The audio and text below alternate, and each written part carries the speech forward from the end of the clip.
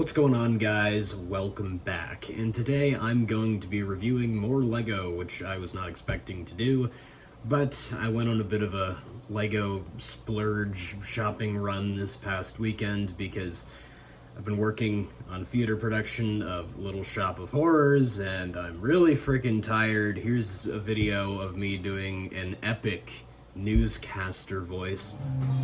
And thus we conclude our interview with Seymour Crowboy, the young botanical... Do you mind if I call you a genius? No, gosh, no. The genius who has developed a new breed of plant life hitherto unknown on this planet, the Audrey 2. So, due to how tired I was, I figured I deserved a reward. I wanted to treat myself for this week of insane work. So, I decided to waste a bunch of money and blow a hole in my bank account by getting a couple LEGO sets and a few polybags, which I'm going to review today.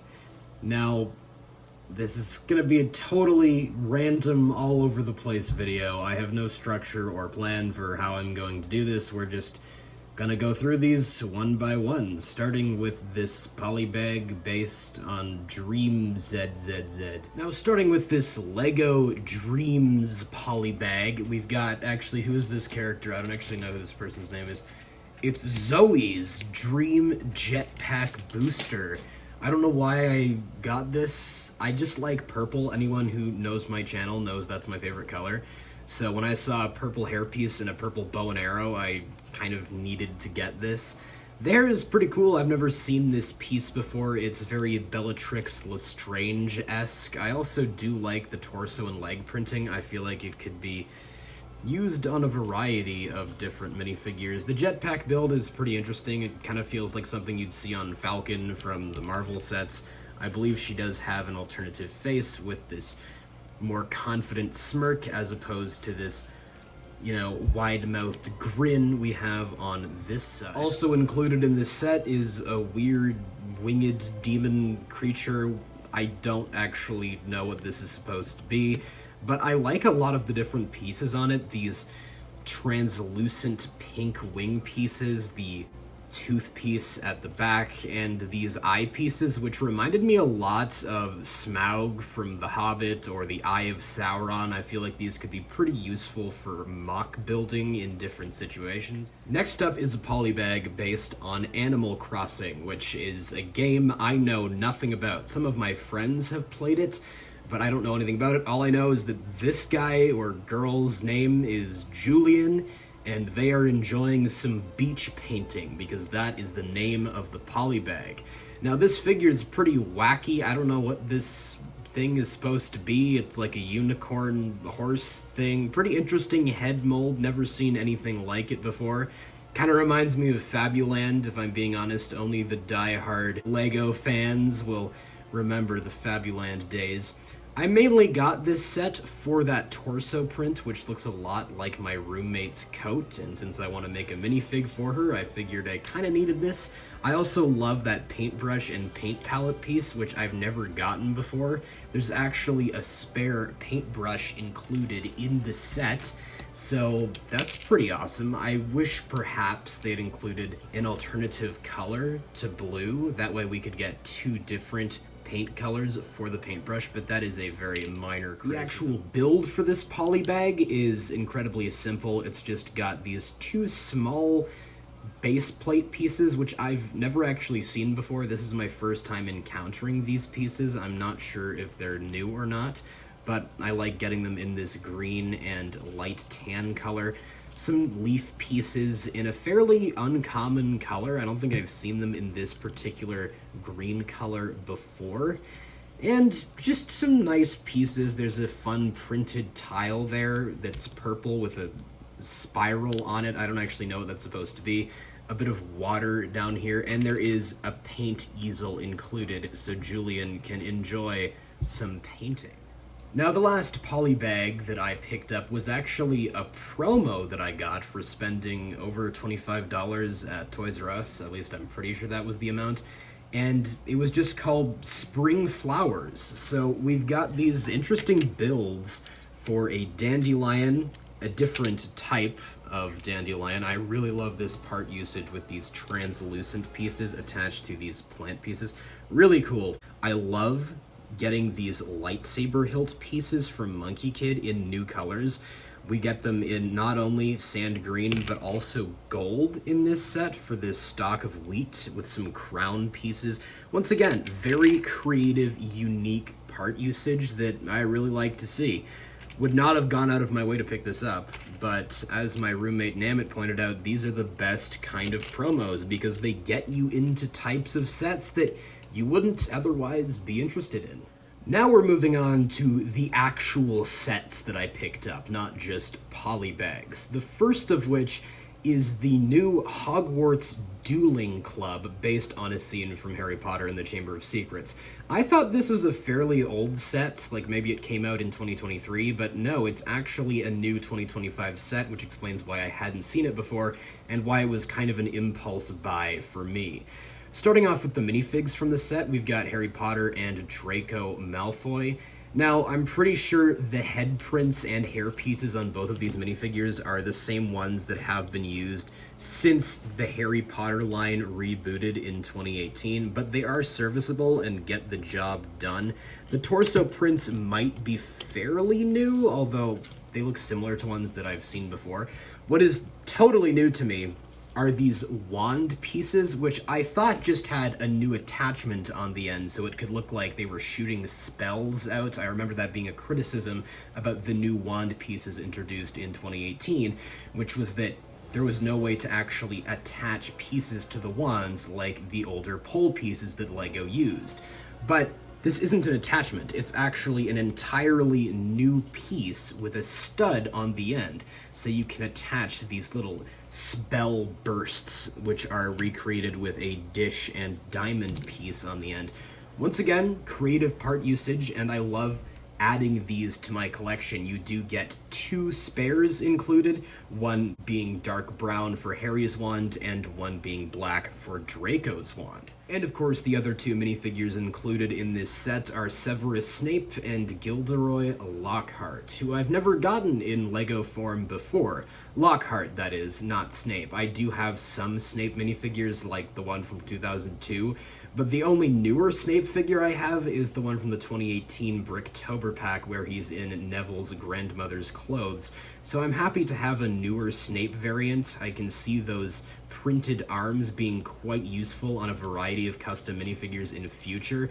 Lockhart has this newer cape piece, which is kind of rubbery, but it's a specialized mold.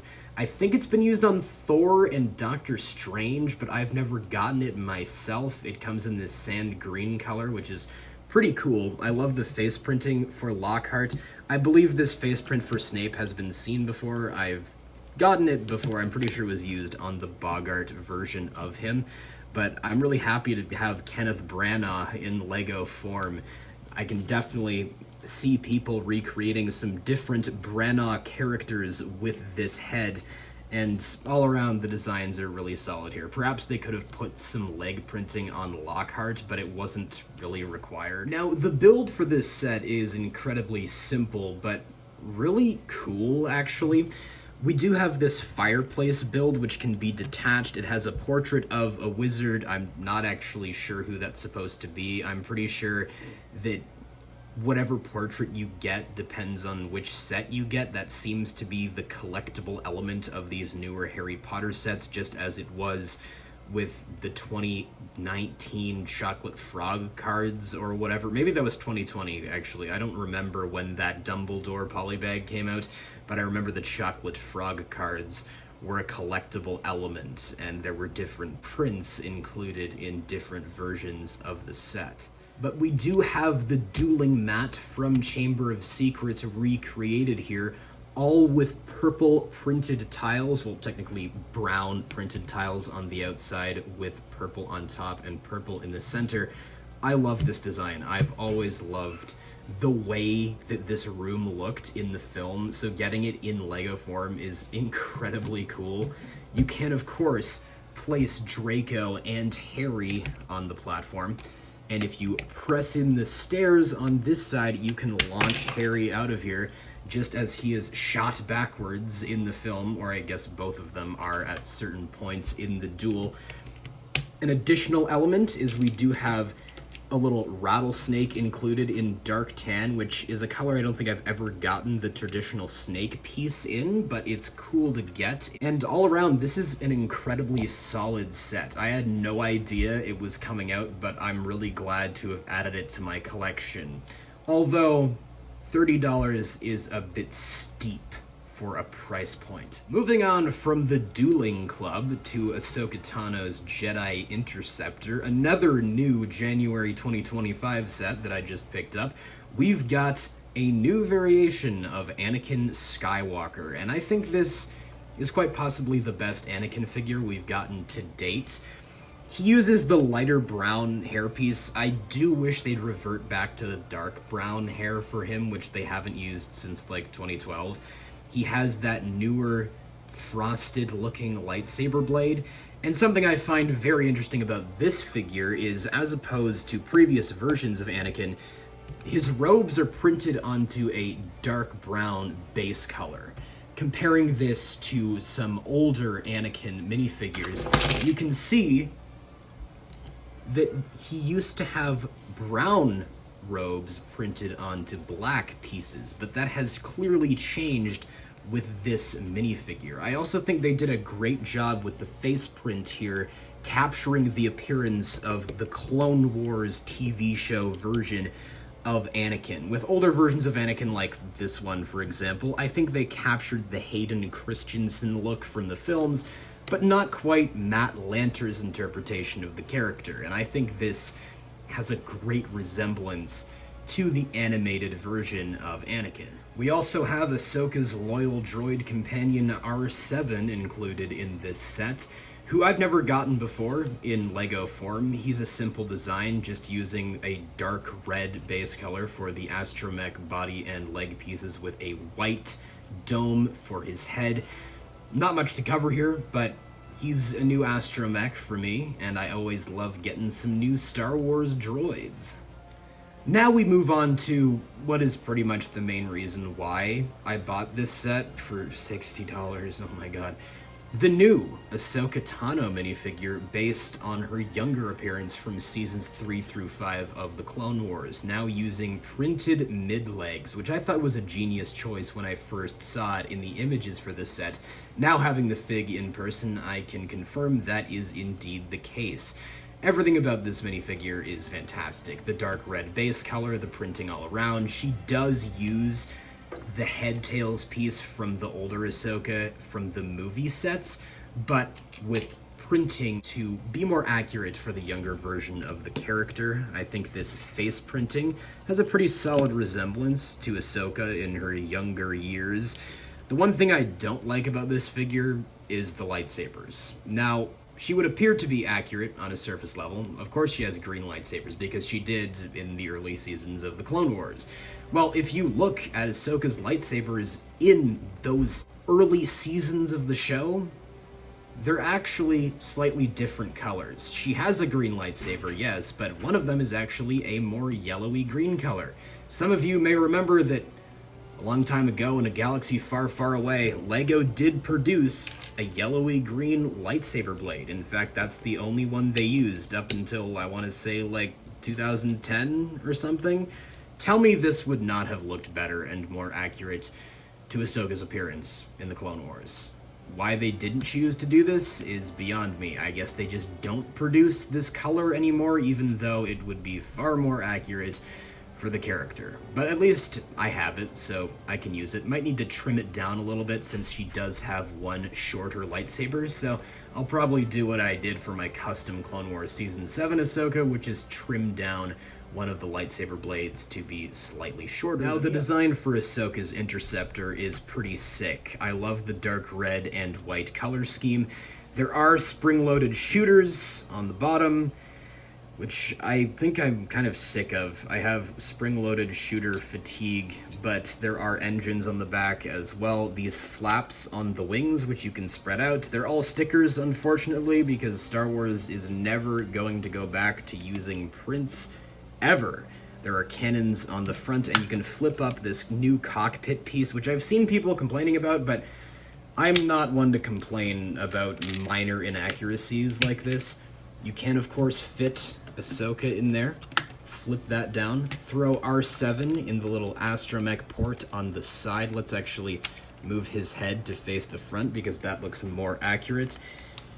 And there's even storage space under the wings for Ahsoka's lightsabers. I'm always happy when they include that because, goddamn, I remember the days when LEGO didn't include storage space and they just have you leave accessories lying around all over the place. I really like the design of this ship. I think it only appeared in one episode from Season 5 of the Clone Wars, but I'm happy to have it in my collection. Is it worth $60? Definitely not, but I wanted something fun to do this weekend, so I bought it. I know, not my smartest life decision. Now let us conclude with my final verdict on these sets. I would say definitely pick up the Harry Potter Dueling Club. The minifigs are fantastic. I also love this scene from the film and the design of this room that we see in Chamber of Secrets, so maybe I'm a bit biased. I don't know if I'd say buy it at full price. $30 is definitely a bit much. If you can find it on sale, this would be a steal. Now, the Ahsoka's Jedi Interceptor is a bit of a trickier case because although I do like the design and I love the minifigures included, it is not worth $60. If they had included some buzz droids or vulture droids that are seen in the scene from the show that this ship is based on, perhaps it would have made it a bit more worth the price. But as is, nope, don't pay full price for this like me. Don't be an idiot like me, because I did, and I've blown a massive hole in my bank account because, you know, I'm totally financially stable. Don't worry about me. This is fine. These little polybags are pretty cool too. I'd recommend picking them up if you see them around. This promo that I had no idea existed is awesome, and I'm really glad to have added it to my collection now that I got it for free with purchase. But you guys let me know, what are your thoughts on these sets? Are you going to pick them up? Have you already picked them up? Or are you going to wait for them to go on sale? Which is what I am begging you to do. Please do not waste your money like I have. Just whatever your thoughts are, please let me know them all in the comments below. And of course, as always, I hope you guys have a great day. Take care.